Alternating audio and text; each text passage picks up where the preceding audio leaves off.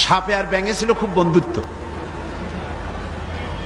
ব্যাঙ বলছে সাপ, তোমারে দেখতে খুব ভালো, তেল কুচকুচে, তারপরে তুমি যখন ফনা ধরো তাও দেখতে বেশ সুন্দর, কিন্তু তোমার একটা দোষ, এটা না বলে পারলাম না, নেভার মাইন্ড। সাপ বলল আচ্ছা বলো, কি বলতে চাও?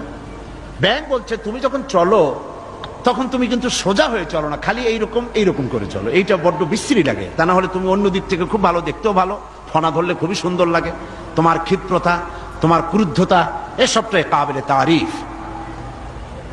সাপ শুনে বলছে বেয়াদব, আমার সমালোচনা করার এত বড় দুঃসাহস কোথায় পেলি? ফনা তুলেছে, ফস করে উঠেছে। ব্যাঙ বলে ওরে বাবা, এত প্রশংসা করলাম, একটু সমালোচনা করছি, সহ্য করতে পারলি না? ও দিল লাভ, ব্যাঙ লাভ দিয়ে পড়ছে পুকুরের মধ্যে। এখন ফোস করে উঠছে, পাশে ছিল এক রাখাল। ফোস করলো কি, আগায় দেখে যে সাপ, হাতে ছিল হেদায়েতুল্লাহ, বুঝছেন তো কি? বাস বিসমিল্লাহ কই আরম্ভ করছে, জায়গায় শেষ, একদম সোজা। ব্যাঙ অনেক সময় পর ডুব দিয়ে ভাসে উঠছে, আস্তে আস্তে করে যায় দেখে বন্ধু তো একদম সোজা। কারণ কি? কাছে যেয়ে দেখে চিন্তা নাই, মুখ দিয়ে ফেনা টানা বাইর হয়ে গেছে। কয় বন্ধু সেই সোজা